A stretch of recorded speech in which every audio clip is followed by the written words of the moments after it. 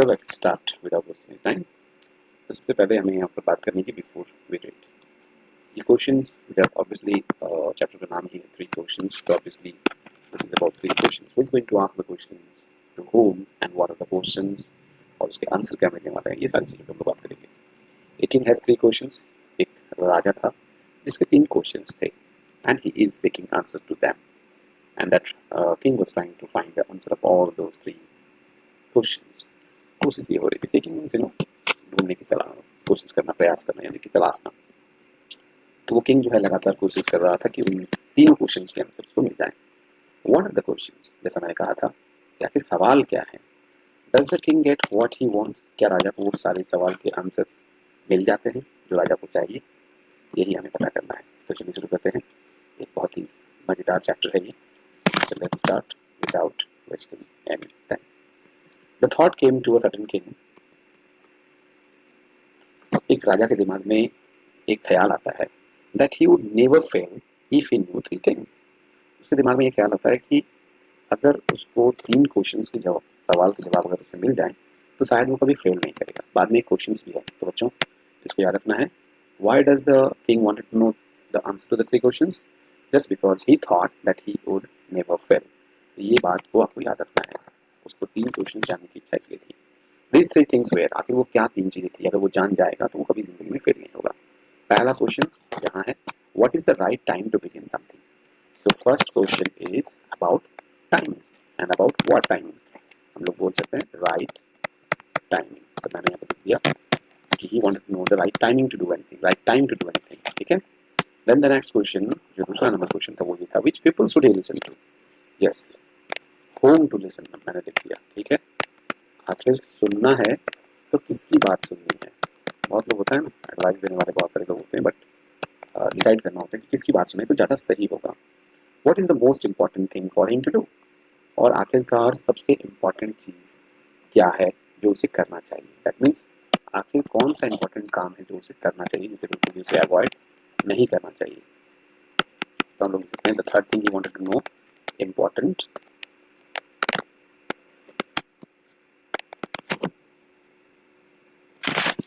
Work या important thing which he should do. ये 3 चीज़ें जो है the king wanted to know and he thought that अगर ये 3 चीज़ें पता होगी तो वो शायद कभी भी फेल नहीं होगा. The king therefore sent messengers throughout his kingdom. और इसलिए राजा ने क्या किया, बहुत सारे मैसेंजर्स मतलब दूत कह सकते हैं, उसने अपने पूरे किंगडम में बहुत सारे मैसेंजर्स भेज दिए. Promising a large sum of money to anyone who would answer these 3 questions. और ये प्रॉमिस कर दिया कि जो भी इन 3 सवालों का सही जवाब, जो मुझे सही लगे वैसा जवाब अगर लेके आ जाएगा तो उसे बहुत लार्ज सम ऑफ मनी, यानी कि बहुत अच्छा खासा पैसा इनाम के तौर पे दिया जाएगा.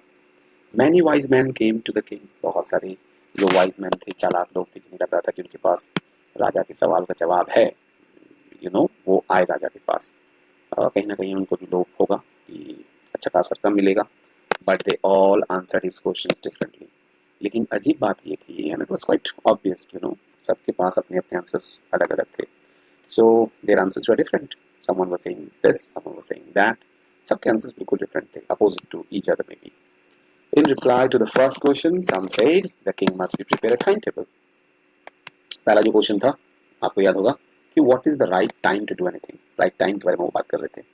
उस सवाल के जवाब में कई लोगों ने अलग अलग चीज़ें बताई. कुछ लोगों ने कहा कि राजा को टाइम टेबल बनाना चाहिए and then follow it strictly. तो क्वेश्चन ये था कि भाई what is the right time to do anything, किसी काम को करने का सही वक्त क्या होता है. लेकिन कुछ लोगों ने कहा कि भाई अगर राजा सभी काम सही समय पे करे, हर काम को रूटीन बना के, तो अपने आप ही सारे काम सही समय पे हो जाएंगे. तो फिर ये सोचने की जरूरत नहीं पड़ेगी कि उस काम को करने का सही समय क्या है. तो किसी ने एडवाइस दी कि टाइम टेबल जो है वो इम्पॉर्टेंट है, देन फॉलो इट. और किसी ने बताया कि फिर टाइम टेबल बना के उसे फॉलो किया जाए. Only in this way they said could he do everything at A proper time. तो उन सभी को लगा कि ऐसा करने से वो सारे काम को प्रॉपर टाइम पे कर पाएंगे. Others said that it was impossible to decide. लेकिन कुछ दूसरे लोगों का अलग मत था. मैंने कहा ना, एक ही सवाल के अलग अलग ओपिनियन थे about that question. Answers were quite different, answers were quite opposite to each other. So कुछ लोगों का मानना था कि he should make a proper time table और उसे फॉलो करना चाहिए. कुछ लोगों ने कहा ये तो इम्पॉसिबल है किसी भी इंसान के लिए एडवांस में ही right time for doing something, मतलब पहले से ही बना के रख ले कि किसी काम को करने का सही समय कौन सा है, बिकॉज आपको पता होगा तब तो कि आखिर क्या काम करने वाले हैं। फ्यूचर में जाके कोई भी प्लान नहीं बनाया जा सकता, ऐसा लोगों का कहना था। तो इसीलिए कभी कभी एकदम टाइम टू टाइम रूटीन, एक एक मिनट का रूटीन बनाना पॉसिबल नहीं है। उसे बनाना तो पॉसिबल है लेकिन फॉलो करना तो इम्पॉसिबल है, बिकॉज इन फ्यूचर एडवांस में क्या होने वाला है, क्या ऐसी कुछ ऐसी इंसिडेंसेस हो सकते हैं which is beyond your expectation, जब आपके एक्सपेक्टेशन से भी ज़्यादा कुछ अलग कुछ हटके हो जाए, तो बहुत इम्पॉसिबल है ऐसे सिचुएशन में कोई रूटीन बना के फॉलो करना, तब आपको ऑब्वियसली रूटीन काम नहीं आएगा। The king should notice all that was going on, avoid foolish pleasures. कुछ लोगों ने कहा नहीं, राजा को क्या करना चाहिए, राजा को हर चीज़ पे नज़र बनाए रखनी चाहिए, हर चीज़ को नोटिस में रखना चाहिए, दैट मीन्स हर चीज़ को ध्यान से देखना चाहिए, समझना चाहिए। और जो फुलिश प्लेजर्स हैं, यानी कि जो बेवकूफ़ी भरे जो हम लोग खुशियाँ इंजॉय करते हैं, जो ऐशो आराम इंजॉय करते हैं, उनको अवॉइड करना चाहिए, ऐसा कुछ लोगों ने कहा। And always do what ever seemed necessary at that time, और हमेशा वही काम करने चाहिए जो उस समय इंपॉर्टेंट लगे। तो देखिए अलग अलग ओपिनियन है लोगों का, कुछ लोगों का कहना है कि टाइम टेबल के हिसाब से टाइम इज़ इंपॉर्टेंट और उसके हिसाब से टाइम टेबल बना ली तो उसी के हिसाब से काम करना चाहिए। कुछ लोगों का कहना है कि नहीं, टाइम टेबल से सारी चीज़ें नहीं हो सकती, you can not follow time table every time. जब आप फ्यूचर में जानते ही नहीं है कि क्या क्या चीज़ें हो सकती है, तो ऐसी सिचुएशन में आप टाइम टेबल बना के काम नहीं कर सकते। इसीलिए राजा को कुछ लोगों ने ओपिनियन दिया कि आपको जिस समय आप प्रेजेंट पे जी रहे हैं वहाँ पर आपको क्या इंपॉर्टेंट लगता है, जो नेसेसरी लगता है उसे करना चाहिए उस समय पे। Yet others say that the king needed a council of wise men who would help him act at the proper time. कुछ और अन्य लोग थे, उन्होंने कहा नहीं, राजा अकेले ये डिसाइड नहीं कर सकते कि उस समय क्या करना सही रहेगा, इसीलिए राजा के पास काउंसिल ऑफ वाइज मैन होने चाहिए, यानी कि कुछ ग्रुप ऑफ चतुर चालाक लोगों का एक मंडली होना चाहिए, एडवाइजर्स होने चाहिए जो राजा को हेल्प कर सके ये बताने में कि प्रॉपर टाइम पे किस काम को करना है, उस समय कौन सा काम इंपॉर्टेंट है। मतलब एक तरह से बेसिकली वो एडवाइजर्स जो है वो हेल्प कर सकें ये बताने के लिए कि ये काम को करना है और इस समय करना है। तो देखिए अलग अलग opinion, so the king was quite confused अगर आप बार बार कुछ अलग अलग डिफरेंट टाइप के आंसर आ रहे हैं। This was because one man would find it impossible to decide correctly.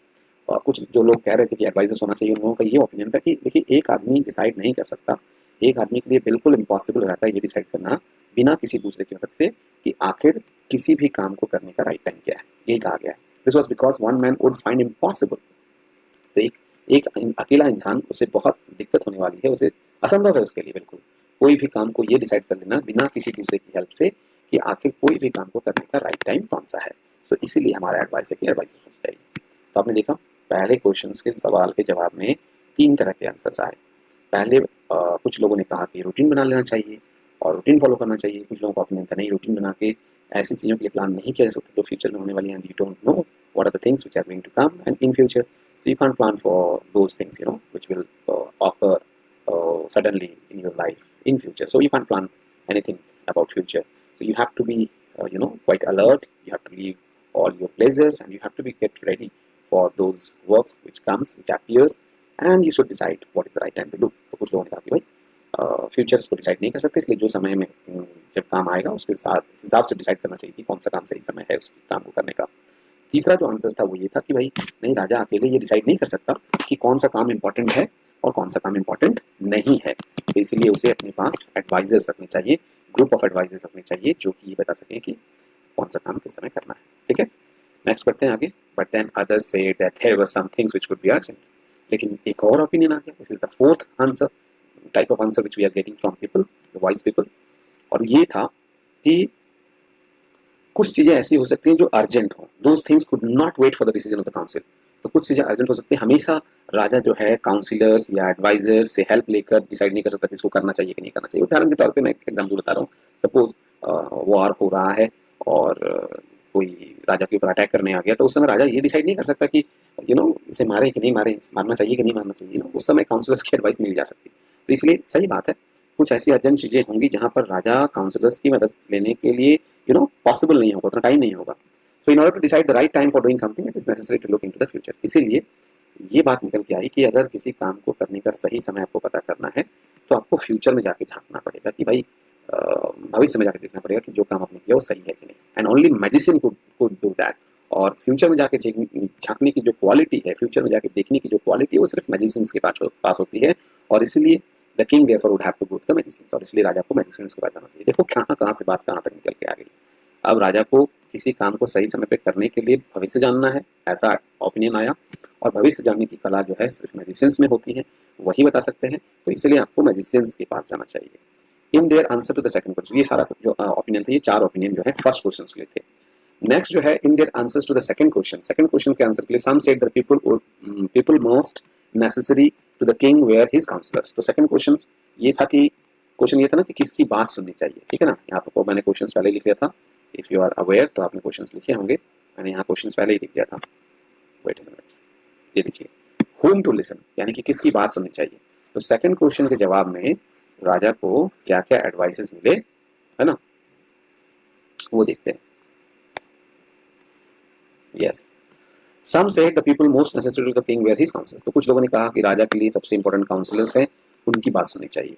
कुछ लोगों ने कहा कि नहीं, राजा को धर्म कर्म करना चाहिए, इसलिए priests are the most important. A few other choose to the doctors. कुछ लोगों ने कहा नहीं, राजा की सेहत अच्छी रहेगी तभी तो वो धर्म कर्म और अन्य काम करेगा, तो इसलिए राजा के लिए डॉक्टर्स इंपॉर्टेंट है। और कुछ लोगों का ये कहना था नहीं नहीं, राजा वो हेल्दी रहने की बात तो छोड़ दीजिए, राजा हैं तो ऑब्वियसली इनको वार करना पड़ता है, वार अफेयर्स में रहते हैं, दुश्मन होते हैं, तो इसलिए उनके लिए इंपॉर्टेंट है युद्ध में लड़ने वाले सोल्जर्स। तो देखो सब लोगों ने यहाँ पर भी सेकंड क्वेश्चन के लिए भी 4 ऑप्शन आए। कुछ ने कहा counsellors are important for the king और उनकी बात सुननी चाहिए। कुछ लोगों ने कहा priests are important for the king, तो उनकी बात सुननी चाहिए। कुछ लोगों ने कहा डॉक्टर्स, क्योंकि हेल्दी रहना बहुत जरूरी है, इसलिए डॉक्टर्स की बात राजा को सुननी चाहिए। और कुछ लोगों ने कहा soldiers, because he is the king, so he has to go to the war affair, he had so many enemies, so he had to have war some day or other, so उसे जो है soldiers की बात सुननी चाहिए। ये था second question को लेकर opinion answers, different answers. Now this is the third question. To the third question क्या था, आपको याद होगा कि कौन सा काम पे उसको ध्यान देना चाहिए, मतलब कौन सी एक्टिविटीज उसे करना चाहिए, which are the most important activities he should do. तो देखिए, पहला तो राइट टाइम, दूसरा किसकी बात सुननी चाहिए, होम टू लिसन, तीसरा आखिर कौन सा काम करना चाहिए, what are those activities which the king should involve in. तो कुछ लोगों ने कहा कि साइंस, विज्ञान पे राजा की नजर होनी चाहिए, विज्ञान वाले कार्य करने चाहिए।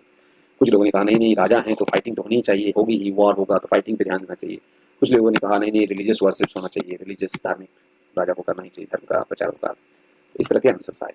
As the answers to his questions, तो उसके 3 सवालों के आंसर्स बहुत डिफरेंट थे और इतने डिफरेंट थे कि that the king was not satisfied and gave no reward. तो राजा जो है वो सेटिस्फाइड नहीं थे और इसीलिए उन्होंने किसी को भी रिवॉर्ड नहीं दिया, बिकॉज ही रियलाइज कि आंसर्स से वो सेटिस्फाइड नहीं है। Instead he decided to seek the advice of a certain hermit, और इसलिए उसने डिसाइड किया कि वो किसी हर्मिट से एडवाइस लेगा। Now what does it mean, hermit का मतलब क्या होता है बच्चों, देखो यहाँ पर दिया हुआ है, a person who lives alone and leads a simple life। एक ऐसा सन्यासी, जिसके हम लोग बोल सकते हैं सन्यासी, ठीक है ना।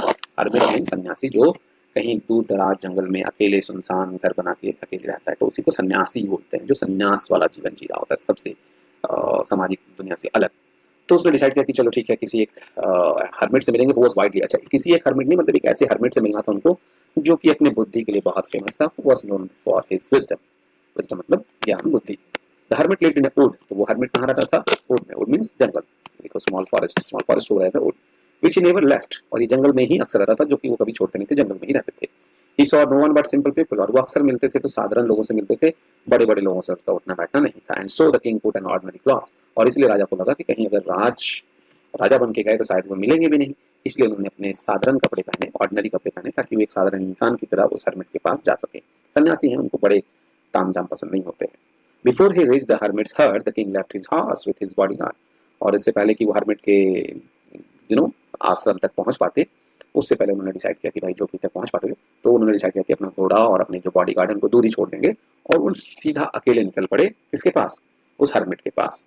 As the king came near the hermit's hut, जैसे ही वो सन्यासी के झोपड़ी के पास आए, he saw the hermit digging in the ground in front of his hut, तो उन्होंने देखा कि हर्मिट जो है वो गड्ढा खोद रहे हैं। digging the ground मतलब गड्ढा खोद रहे थे अपने ही झोपड़ी के सामने।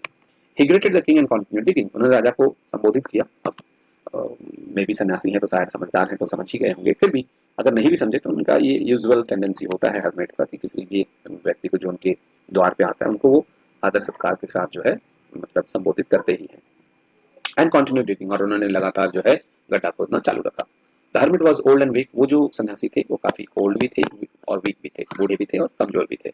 And as he worked he breathe heavily, और जब वो काम कर रहे थे वो बहुत जोर जोर से जो है सांसें ले रहे थे।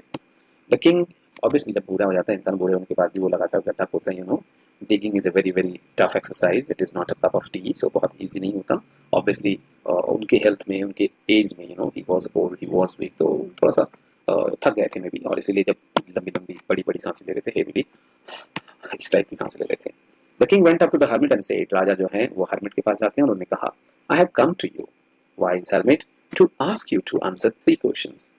तो राजा जब उनके पास जाते हैं हर्मिट के पास और कहते हैं, मैं आपके पास आया हूँ सन्यासी जी, आप चतुर चालाक सन्यासी हैं, मैं आपके पास आया हूँ मेरे 3 सवाल का आंसर्स पाने। और उन्होंने अपना सवाल पूछ दिया बिना परमिशन लिए ही, और उन्होंने पूछा, how can I learn to do the right thing at the right time. आप मुझे बताइए सन्यासी जी कि मैं किसी काम को करने का सही समय कैसे जान पाऊं, कि किसी काम को करने का सही समय यही समय है, ये कैसे जान पाऊं। दूसरा सवाल ये है कि who are the people I need most. दूसरा मेरे मन में सवाल ये है कि कौन ऐसे लोग हैं जो मुझे सबसे ज़्यादा आवश्यक है, जो मुझे चाहिए, जिन्हें मुझे अपने पास रखना चाहिए। And what affairs are the most important. और तीसरा सवाल मेरे मन में ये है कि कौन कौन से affair, affair means things, matters, business, कुछ भी बोल सकते हैं, तो वो कौन से कार्य हैं, वो कौन से काम हैं, वो कौन से चीज़ें हैं जो मेरे लिए बहुत इंपॉर्टेंट है। तो उन्होंने अपने तरीके से ये तीनों सवाल पूछे। आप फिगर देख सकते हैं। The hermit listen to the king, ये हर्मिट है, ठीक है, ही इज द हर्मिट। देखिए ओल्ड भी हैं और बूढ़े भी हैं, वाइट हेयर्स हैं, थके हुए भी हैं, पसीने से हैं, और राजा ने एक साधारण सा ड्रेस पहना हुआ है। The hermit listen to the king but did not speak. ये तो अजीब बात हो गई, उन्होंने क्वेश्चन भी पूछ लिया, हर्मिट ने क्वेश्चन सुन भी लिया, हर्मिट ने यानी कि सन्यासी ने, लेकिन कुछ बोला नहीं। और सुनने के बाद फिर से वो गड्ढा खोदने लगे। राजा ने कहा, you are tired said the king. राजा ने कहा, आप थक गए हैं, let me take the spade and walk in your place. राजा को लगा कि भाई शायद वो गड्ढा खोद रहे हैं, इसलिए उन्होंने आंसर नहीं दिया। इसलिए राजा को लगा कि शायद उनकी मदद कर देते हैं तो शायद वो आंसर दे देंगे, और इसलिए उन्होंने कहा कि शायद नहीं, उन्होंने कहा आप थक गए हैं, let me take the spade, यानी कि वो जो कुदाल होता है या फावड़ा होता है, ये कुदाल ही है स्पेड, तो इस कुदाल को मुझे दें और मैं आपकी जगह काम करता हूँ। तो हर्मिट ने बहुत ही आसानी से, सहजता के साथ, बहुत ईजिली ही सेड थैंक्स। उन्होंने कहा ठीक है। Giving the king his spade, अपना जो कुदाल था उन्हें दे दिया राजा को। Then he sat down on the ground, और हर्मिट आराम से ग्राउंड पे बैठ गए। वेल, कुछ अजीब सा है, लेट्स फाइंड आउट कि आखिर ऐसा क्यों किया हर्मिट ने। When the king had dug 2 beds, जब राजा ने लगभग 2-2 गड्ढे खोद दिए, जैसा कि वो खोद रहे थे उसको देखते हुए, he stopped and repeated his question. वो रुके और उन्होंने फिर से अपने का सवाल जो है रिपीट किए। उन्हें लगा कि शायद हर्मिट सुने नहीं होंगे या भूल गए होंगे baby. The hermit give no answers but stood up. ले, ये फिर वही हाल हो गया। हर्मिट ने क्वेश्चन फिर सुना लेकिन कुछ आंसर नहीं बोला, और वो खड़े हो गए, stretching out his hand for the spade, और उन्होंने कहा लाइए कुदाल, और उन्होंने कहा now you rest and let me walk. Hermit भी अजीब कर रहे हैं, उनका भी बिहेवियर अजीब है। उन्होंने सवाल का जवाब नहीं दिया बल्कि उल्टा कहा कि आप स्पेड मुझे दीजिए और अब आप आराम कीजिए। But the king did not give him the spade and continued to. राजा को लगा कि शायद सन्यासी को बुरा लग गया, उन्होंने क्वेश्चन पूछ दिया 2 ही गड्ढे खोदने के बाद, इसलिए राजा ने उन्हें स्पेड नहीं दिया सन्यासी को, एंड ही स्टार्टेड डिगिंग। फिर से उन्होंने अपना गड्ढा खोदना शुरू रखा। ऐसे करते करते करते 1 आवर पास्ट, 1 घंटे बीत गए। एक के बाद देन अनदर, एक के बाद कई घंटे बीत गए, 1 घंटे के बाद और 1 घंटे। The sun went down behind the trees, यहाँ तक कि शाम हो गई। सूर्य जो है वो अब अस्त होने जा रहा है, पेड़ों के छांव दिखाई दे रही है, बढ़ती जा रही है। Obviously the sun is getting down, the sun is going to get set, and at last the king stuck the spade into the ground and said. और राजा को लगा भाई दिन भर खोद दिए, फिर भी सन्यासी कोई आंसर नहीं दे रहा है, और उन्होंने अपना जो जिससे खोद रहे थे, राजा भी थक गए होंगे ऑब्वियसली, सुबह से कभी यूज टू नहीं है, इतने काम करने के आदि नहीं है राजा है भाई। लेकिन उनके मन में ख्याल आया कि भाई सुबह से खोद रहे हैं, ये कुछ बोल नहीं रहे।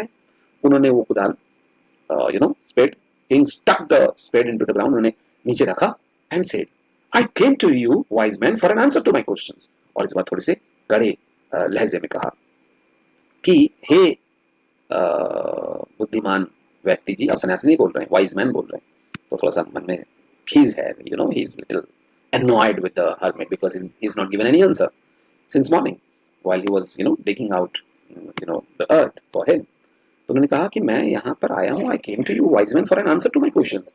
मैं अपने सवालों का आंसर्स लेने के लिए आया हूँ। And if you can give me no answer, tell me so and I will return home.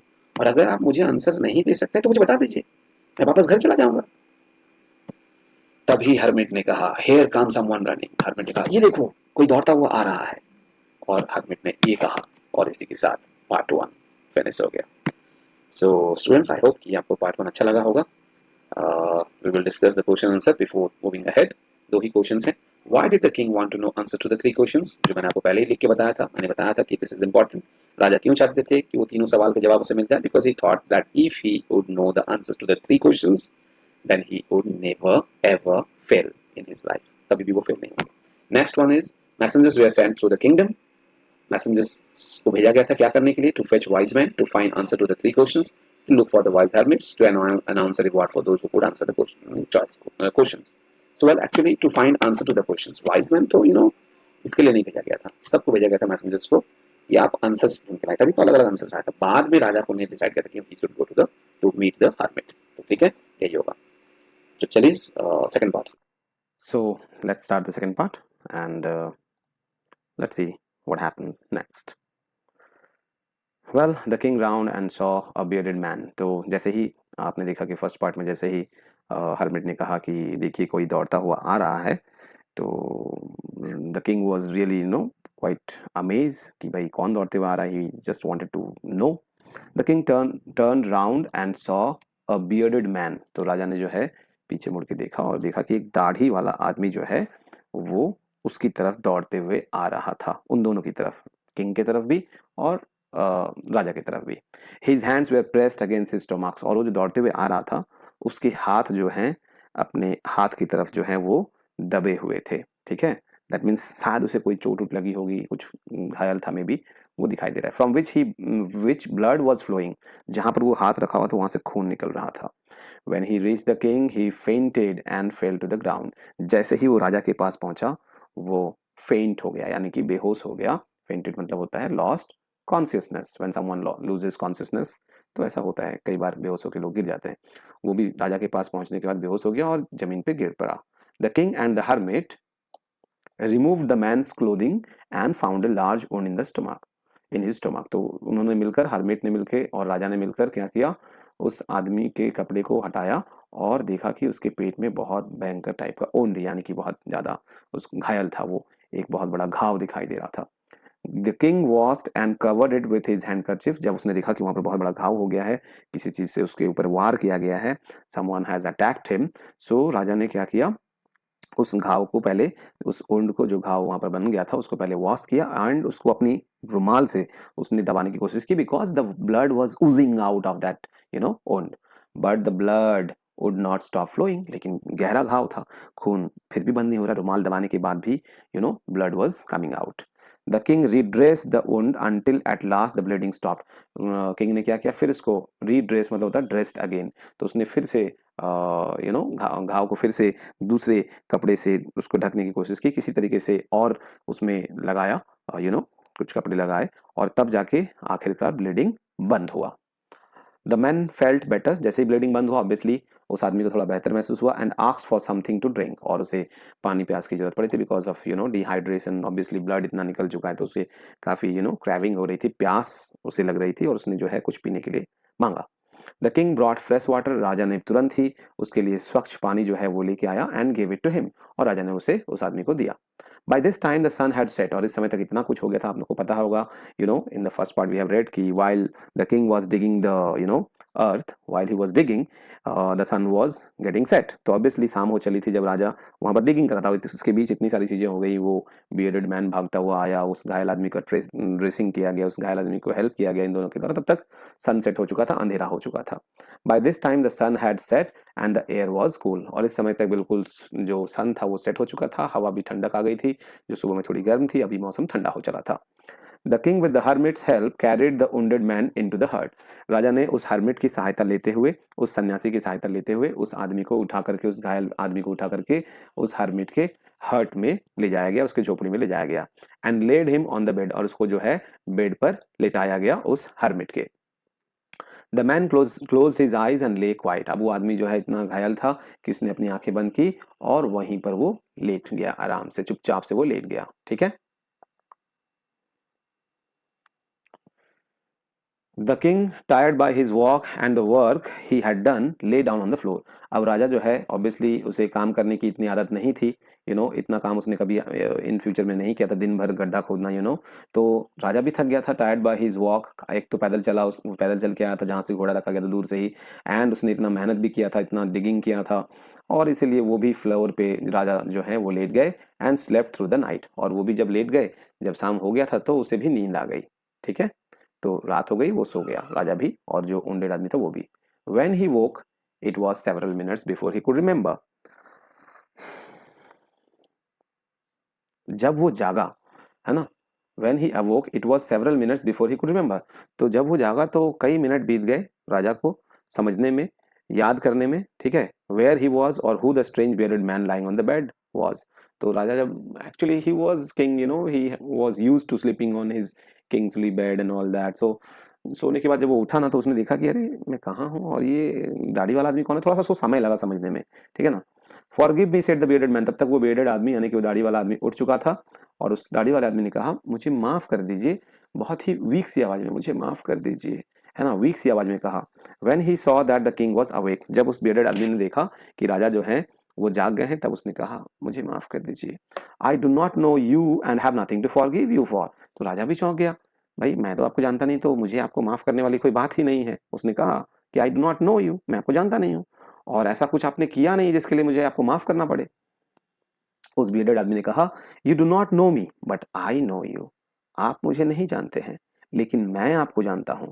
I am that enemy of yours who so revenge on you, मैं आपका वो दुश्मन हूं जिसने आपसे बदला लेने का शोर किया था। देखो ये शोर का मतलब होता है kind of taking strong decision, प्रतिज्ञा जिसको बोलते हैं, हिंदी में हम लोग प्रतिज्ञा बोलते हैं, शोर का मतलब वही होता है काइंड ऑफ अ डिटर्मिनेशन और kind of a strong determination which you took, कि भाई ये करना है, ठीक है ना।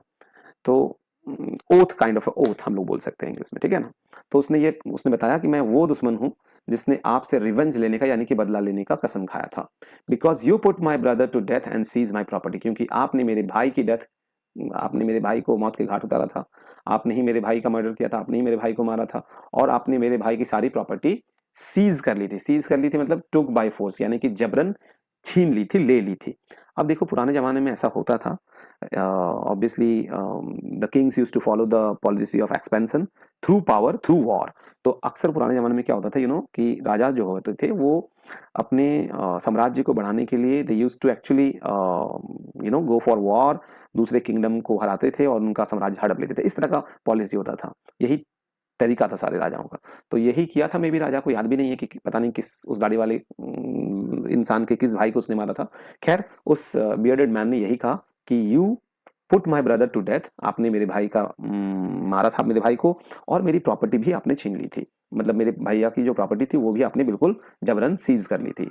आई knew you had gone alone to see that hermit, मुझे पता था, ये खबर मुझे मिली थी कि आप जो है उस हर्मिट से मिलने के लिए अकेले जा रहे हैं। And I made up my mind to kill you on your way हो, इसलिए मैंने निश्चय किया था कि आपको जब आप घर वापस जाओगे हर्मिट के यहाँ से, तब मैं रास्ते में आपको मार दूंगा, यही मैंने सोचा था, क्योंकि मैंने प्रतिज्ञा ली थी आपको मारना ही था। But the day passed and you did not return, लेकिन दिन बीत गया, आप वापस लौटे ही नहीं। So I left my hiding place, मैं छुपा हुआ था, आपकी राह मतलब देख रहा था कि आप लौटोगे तो मैं आपको छिप करके वार करूंगा, लेकिन आप लौटे नहीं, तो मुझे अपनी छिपे वाली जगह पे जहां से मैं छिपा था वहां से निकलना पड़ा। And I came upon your body guard, जैसे ही मैं बाहर निकला अपनी मतलब उस जगह से जहां पर मैं छिपा हुआ था, आपके बॉडीगार्ड का से मेरा सामना हो गया। Who recognise me and wounded me, और आपके बॉडीगार्ड ने मुझे पहचान लिया और उन्होंने ही मुझे घायल किया है और उन्होंने ही मुझे घायल कर दिया। आई escaped from him but I should have died if you had not dressed my wound, मैं उन आपके बॉडीगार्ड से तो बच के भाग के निकल आया, और सच में मैं मर भी जाता, क्योंकि जिस तरह से उसने मुझे घायल किया था, अगर आपने मुझे ड्रेसअप नहीं किया होता, मेरे घावों को आपने ड्रेसिंग नहीं किया होता, यानी कि मेरे घावों को आपने उपचार नहीं किया होता, या आपने उसको मतलब खून को रोकने की कोशिश नहीं की होती। I wish to kill you, मैंने चाहा था आपको मैं मार दूं, and you have saved my life. देखिए क्या जबरदस्त बात हो गई है, मैंने ये सोचा था कि मैं आपको जान से मार दूंगा, लेकिन आपने उल्टा मेरा जान जो है बचा लिया। Now if I live I will serve you as your most faithful servant, और अगर मैं आगे अब जिंदा रहता हूं, जो कि आपके रहमो करम पर है, because you have saved my life, you have given me a new life, otherwise I would have died, तो अगर मैं आगे जिंदा रहता हूं तो मैं आपके लिए एक फेथफुल सर्वेंट की तरह, यानी कि एक ईमानदार नौकर की तरह आपकी सेवा ताउमर यानी कि लाइफ टाइम करूंगा। And will order my sons to do the same, और अपने बच्चों को भी मैं ये कहूंगा कि मेरे बाद वो भी आपकी पूरी शिद्दत से, पूरी ईमानदारी से सेवा करें। फॉरगिव मी, और इसलिए मुझे माफ कर दीजिए। अब आप देख सकते हैं कि किस तरीके से राजा के हर्मिट के वहां से ना जाने की वजह से, अगर वो शायद जाता, अंधेरा नहीं होता जाता, तो मे बी उसको अपनी जान गंवानी पड़ती, बट समहाउ उसके दुश्मन से जो है एक तरह से सुलह हो गई। That bearded man was treated by the king and was dressed by the king, and one way or other the king was responsible for his new life. So maybe because of that the bearded man's mind got changed. Now at before we have seen that he has taken oath to kill the king, but now he has taken an oath to serve the king faithfully throughout his life, and he would also ask his son to actually serve the king. Okay, so that's a very interesting point, interesting situation पे story आ गई है।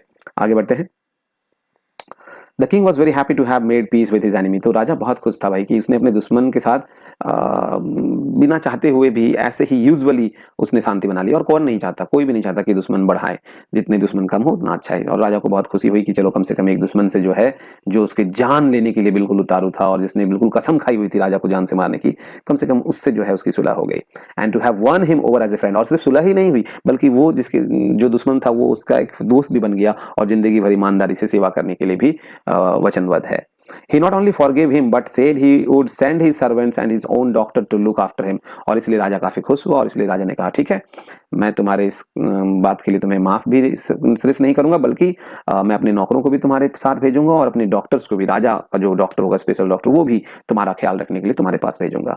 And he promise to give back the man his property, और राजा ने उसी वक्त उस आदमी को ये भी प्रॉमिस किया कि जो भी तुम्हारे भाई की प्रॉपर्टी मैंने तुम्हारे भाई को मार करके ले ली थी, तुम्हारे भाई की जान तो मैं वापस नहीं दे सकता, लेकिन तुम्हारे भाई की जो भी प्रॉपर्टी थी, जो मैंने सीज की थी, जो मैंने जबरन हड़प ली थी, वो मैं लौटा दूंगा। ये भी उसने प्रॉमिस कर दिया राजा ने। So now a strong bond between that bearded man and the king is now looking quite strong bond created in between both of them. Leaving the wounded man, the king went out of the hut, और उस wounded man को जो है ना छोड़कर राजा जो है उस झोपड़ी से बाहर निकलता है। Looked round for the hermit, और उसे तो अपने सवाल का जवाब चाहिए और इसलिए वो हर्मिट को ढूंढ रहा है। भाई कल तो जवाब नहीं दिया, आज देखते हैं। Before going away he wished once more to get answers to his questions, और इसलिए वहां से जाने से पहले वो चाहता था कि भाई किसी तरीके से एक बार जो है वो हर्मिट से मिल ले और एक बार फिर से अपने सवाल दोहरा ले। अगर वो आंसर देने के लिए तैयार होगा then it will be fine. The hermit was on his knees sowing seeds in the beds, जो कल राजा और हर्मिट ने मिलकर, mostly the king had actually dug the ground, तो जो राजा और हर्मिट ने मिलकर जो गड्ढे खोदे थे उन्हीं बेड्स में वो घुटने के बल बैठ के वो क्या कर रहा था, उसमें सीड्स यानी कि बीज रोप रहा था। That had been dug the day before. The king went up to the hermit and said, राजा जो है वो हर्मिट के पास जाता है और बोलता है, For the last time I beg you to answer my questions, wise man. तो मैं अंतिम बार तुमसे पूछ रहा हूँ, ए चालाक इंसान, मुझे अपने सवालों का जवाब दो, ऐसा मैं अंतिम बार तुमसे पूछ रहा हूँ। और आखिरकार राजा ने उससे पूछा, You have, तो हर्मिट ने इस बार, अभी तक तो वो दो बार पूछा था राजा ने। Before this the king has asked twice and the hermit didn't reply at all, but now the hermit said, hermit ने कहा, You have already been answered, आपको तो उत्तर मिल चुका है, said the hermit, still bending down to the ground and looking up at the king as he stood before him. राजा खड़ा था और वो बीज बोला था और इसे देखते हुए बोला, आपको तो आंसर मिल चुका है। How have I been answered? Raja was confused, the king was confused. What do you mean? मुझे आंसर कैसे मिला है, क्या कहना, क्या मतलब है आपका? तब हर्मिट ने कहा, Do you not see? क्या आपको दिखाई नहीं दे रहा है? हाँ, उस हर्मिट ने रिप्लाई किया, आपको दिखाई नहीं दिया?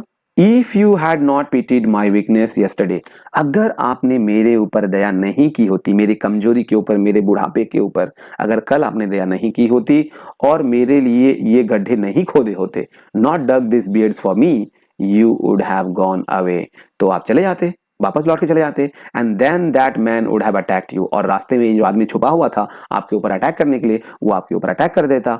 You would have wished you and had stayed with me. You would have wished you had state, इसलिए आपको तो ये मनाना चाहिए कि अच्छा हुआ कि आप मेरे साथ रुक गए. और आपको ये जब आप चले जाते और ये आदमी आपके ऊपर अटैक करता, तब आप ये मनाते, यू वुड हैव विस्ड, तब आपने ये चाहा होता कि काश आप मेरे यहाँ रुक गए होते तो शायद आपके ऊपर ये अटैक नहीं होता.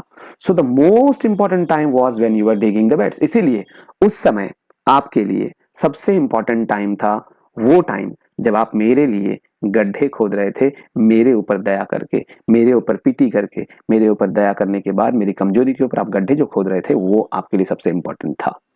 And I was the most important time, और उस समय के लिए आपके लिए सबसे इंपॉर्टेंट आदमी मैं था, क्योंकि आप मेरे लिए कुछ कर रहे थे. To do me a good was your most important business. और उस समय के लिए आपके लिए जो सबसे इंपॉर्टेंट काम था वो मेरे लिए कुछ अच्छा करना था, जो भी आप उस समय कर रहे थे. जो आपके 3 सवाल थे उस समय के लिए मैंने आंसर दे दिए. तो ये हर्मिट ने कहा, यानी कि सबसे इंपॉर्टेंट काम जब आप उस समय के लिए जब आप गड्ढा खोद रहे थे वो इंपॉर्टेंट था आपके लिए. सबसे इंपॉर्टेंट आदमी मैं था, ठीक है, क्योंकि आप मेरे लिए कुछ कर रहे थे, अच्छा कर रहे थे. और सबसे इंपॉर्टेंट काम मेरे लिए कुछ अच्छा करना था. whatever you was doing, you were doing for my good. Afterwards, when the man ran to us, उसके बाद आते हैं बाद में. तो ये सारे जो आंसर्स है वो हर्मिट दे रहे हैं और बहुत अच्छी तरीके से बता रहे हैं. बाद में जब वो बियर्डेड आदमी दौड़ के आया हमारे पास, उस समय का बात समझिए. The most important time was when you were caring for him. अब उस समय देखते हैं कि आपके लिए सबसे इंपॉर्टेंट क्या था. उस समय सबसे इंपॉर्टेंट था जब आप उस आदमी का केयर कर रहे थे, उसके वुंड्स को ड्रेसिंग कर रहे थे, उसके घाव को आप ट्रीट कर रहे थे. Because if you had not dressed his wounds, क्योंकि अगर आपने उसके घावों को ट्रीट नहीं किया होता तो वो मर जाता और आपके साथ कभी भी उसकी सुलह या शांति या पीस नहीं हो पाती. तो शायद उसका नेक्स्ट जनरेशन भी आपका दुश्मन बना रहता. हो सकता है उस बियर्डेड आदमी का बेटा भी आपका दुश्मन बना रहता और वो भी कभी कसम खाता कि आपको जान से मारे. समझ में आ रहा है? तो हमेशा के लिए जो है आपने एक एनिमी से सुलह हो गई. अगर आप ऐसा नहीं किए होते तो शायद नहीं होता. So he was the most important man. तो सबसे इंपॉर्टेंट काम था उस आदमी का आप जो ट्रीटमेंट किए वो. और उस समय सबसे इंपॉर्टेंट आदमी था वो आदमी जिसका आप ट्रीटमेंट कर रहे थे, यानी कि वो bearded man. And what you did for him was your most important business. और उस समय जो सबसे इंपॉर्टेंट काम था वो वही था जो आपने उस आदमी के लिए किया. फिर उसने बताया, remember then there is only one time. और इसीलिए मेरे आपके तीनों सवालों का जो आंसर मैंने दिया है उसको एक तरह से समझिए. एक बात याद रखिए, सबसे इंपॉर्टेंट टाइम वही इंपॉर्टेंट टाइम होता है, that is time is now. यानी कि सबसे इंपॉर्टेंट टाइम होता है जब आप कुछ कर सकते हो. और कब कुछ कर सकते हो? प्रेजेंट में. ना तो आप पास्ट में जाके कुछ कर सकते हो, ना तो आप फ्यूचर में जाके कुछ कर सकते हो. सबसे इंपॉर्टेंट टाइम होता है प्रेजेंट टाइम. तो आपको प्रेजेंट में टाइम में काम करना चाहिए. सो सबसे पहला सवाल का जवाब आपका क्लियर हो गया. That means the most important time for anyone it is now, present time, जहां पर आप कुछ एक्ट कर सकते हो. रही बात, it is the most important time because it is the only time when we have any power to act. और सबसे important time present time इसीलिए है, now इसीलिए है क्योंकि हम वर्तमान में कुछ कर सकते हैं, फ्यूचर के में भी जाके कुछ नहीं कर सकते और पास्ट में भी जाके नहीं कुछ कर सकते. तो पहले सवाल का जवाब यही है. The most necessary person is the person you know you are with. और सबसे इंपॉर्टेंट, आपने दूसरा सवाल क्या पूछा था कि आपके लिए सबसे इंपॉर्टेंट कौन है? तो हर किसी के लिए सबसे इंपॉर्टेंट वही इंसान है जो आपके साथ प्रेजेंटली है, उस पल में आपके साथ प्रेजेंट है. Because for no one knows what will happen in the future and whether we will meet anyone else. और क्योंकि किसी को नहीं पता कि फ्यूचर में क्या होगा, क्या हम लोग किसी और से मिलेंगे कि नहीं मिलेंगे. और रही बात कि जो आपके साथ प्रेजेंट टाइम में है, शायद ये आप उसके लिए कुछ कर सकते हैं या फिर वो आपके लिए कुछ कर सकता है. कोई भी इंसान जो आपके पास्ट में था वो आपके प्रेजेंट में आके आपको हेल्प नहीं कर सकता, और जो फ्यूचर में आपके साथ आने वाला है वो आपके प्रेजेंट में आके आपको हेल्प आउट नहीं कर सकता, और ना ही आप उसके लिए कुछ कर सकते हो. यानी कि जो आदमी प्रेजेंटली आपके साथ है, आप उसके लिए इंपॉर्टेंट हो और आपके लिए वो इंपॉर्टेंट है. एंड द लास्ट थिंग कि क्या इंपॉर्टेंट काम है जो करना चाहिए, the most important business is to do that person good. और सबसे इंपॉर्टेंट काम है जो आदमी आपके साथ प्रेजेंट टाइम में है, आप उसके लिए कुछ अच्छा करें. और यही सोच उसकी भी होनी चाहिए. Because we were sent into this world for that purpose only. क्योंकि हमें भगवान के द्वारा, ईश्वर के द्वारा इस धरती पर इसीलिए भेजा गया है कि हम किसी का कुछ अच्छा कर सके, so that we can do something better for someone in this world. We have been sent for this purpose only.